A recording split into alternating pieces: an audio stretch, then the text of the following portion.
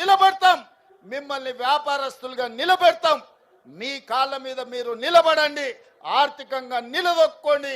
ఈ రాష్ట్రాన్ని $1 ట్రిలియన్ ఎకానమీగా మా ఆడబిడ్డల్ని మార్చండి అని చెప్పి నేను ఈ సందర్భంగా అడుగుతున్నా. అందుకే ఈరోజు రాష్ట్ర ప్రభుత్వం 1 కోటి మంది మహిళల్ని కోటీశ్వరులను చేయాలంటే ఈరోజు 65 లక్షల నుంచి 67 లక్షల మంది మహిళలు చేరిన. మరి దీన్ని విస్తరించాలనుకున్నాం. అయితే కొన్ని నిబంధనలు అడ్డం వచ్చినాయి.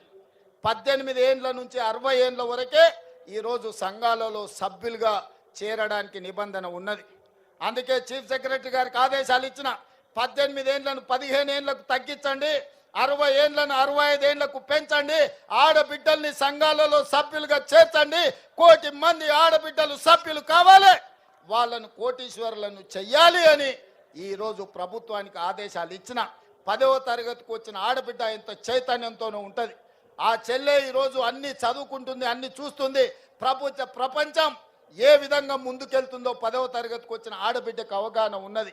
అందుకే 15 సంవత్సరాలు నిండిన ప్రతి ఆడబిడ్డను, ప్రతి చెల్లెల్ని సంఘాలలో సభ్యులుగా చేర్చండి. 60 ఏళ్ళు పైబడిన కుటుంబ బాధ్యతను ఆ తల్లి వదలలేదు. ఇంటైన తిరగబోయినా, కొడుకు చేతికి రాకపోయినా తల్లిగా మీరే కుటుంబ బాధ్యత నెరవేరుస్తున్నారు. కూలి నాలి ఇంటి పని పాచి పని చేసి వ్యవసాయ పనులను చేసి ఈరోజు కుటుంబాలను 60 ఏళ్ళ పైబడ్డ ఆడబిడ్డల బాధ్యత మోస్తున్నారు. అందుకే 60 ఏళ్ళు పైబడిన ఆడబిడ్డల్ని కూడా, అక్కల్ని పెద్దమ్మల్ని ఈరోజు సంఘాలలో సభ్యులుగా చేయడానికి నిబంధనలను సడలించినాం.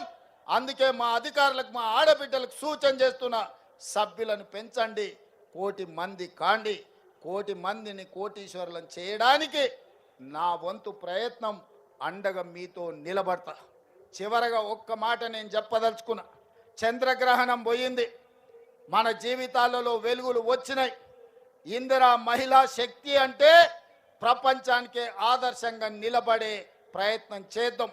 ఆనాడు ఇందిరాగాంధీని అమ్మ అన్నారు మొదటి తరంలో, రెండో తరంలో ఎన్టీఆర్ను అన్న అన్నారు. ఈరోజు నన్ను మీరు రేవంత్ అన్న అంటుండ్రు. నేను మీ కుటుంబంలో సభ్యుణ్ణి, కుటుంబ సభ్యుని అన్న అంటే ఆ కుటుంబం యొక్క బాధ్యత తీసుకోవడం. ఇది బంధానికి, పేగు బంధానికంటే అతీతమైనది. ఈనాడు మా ఆడబిడ్డల ఆశీర్వాదంతో తెలంగాణ రాష్ట్ర ముఖ్యమంత్రిగా ఈరోజు మీ ముందు నిలబడి మాట్లాడుతున్నారంటే ఈ ఆడబిడ్డల ఆశీర్వాదం ఉండబట్టే ఈ రేవంత్ అన్న మీకు తోడుగా ఉంటాడు. ఆనాడు ఇందిరమ్మ శక్తి, ఆ తర్వాత ఎన్టీఆర్ యుక్తి, ఈరోజు మీ రేవంత్ అన్న స్ఫూర్తిగా తీసుకొని తప్పకుండా ఆడబిడ్డల్ని కోటీశ్వరులుగా మార్చి 1 కోటి మందిని అభివృద్ధి పదం వైపు నడిపించి తెలంగాణను $1 ట్రిలియన్ ఎకానమీ చేస్తాం. ఇదే కాదు, హైటెక్ సిటీ పక్కన మీరు చేసే ఉత్పత్తి, హైటెక్ సిటీ పక్కన విప్రో, ఇన్ఫోసిస్ లాంటి దిగ్గజాలైన కంపెనీలు, కార్పొరేట్ కంపెనీలతో పోటీ పడే విధంగా 100 కోట్ల రూపాయల భూమి శిల్పారామం పక్కన 150 షాప్స్ తోని మీకు అందించడం జరిగింది.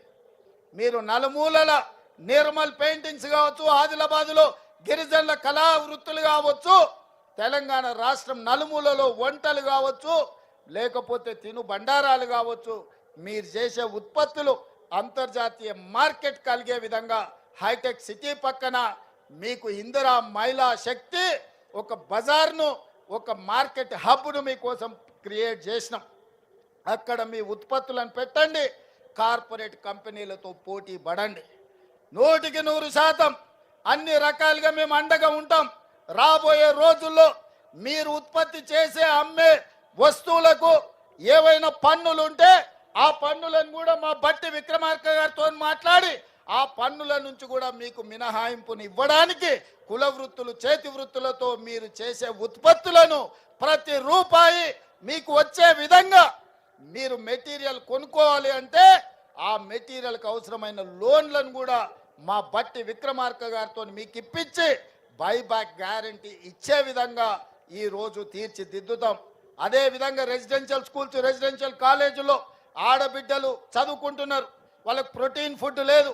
మీరు ఉత్పత్తి చేసిన ఏ మండలంలో ఆ మండలంలో హాస్టళ్ళకి సరఫరా చేసే విధంగా మీ పిల్లలకు మంచి భోజనం, మంచి ఉత్పత్తులు అందించే విధంగా భవిష్యత్తులో నిర్ణయం తీసుకోబోతున్నాం. వాటి మీద కూడా చీఫ్ సెక్రటరీ గారికి సూచన చేస్తున్నా, అదే విధంగా సెట్ సిఓ గారికి సూచన చేస్తున్నా.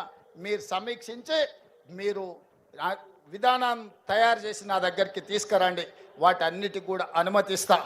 మరి ఈరోజు ఇంత ఆలస్యమైన, ఇంత చీకటైన మారుమూల ప్రాంతాల నుంచి వచ్చిన మా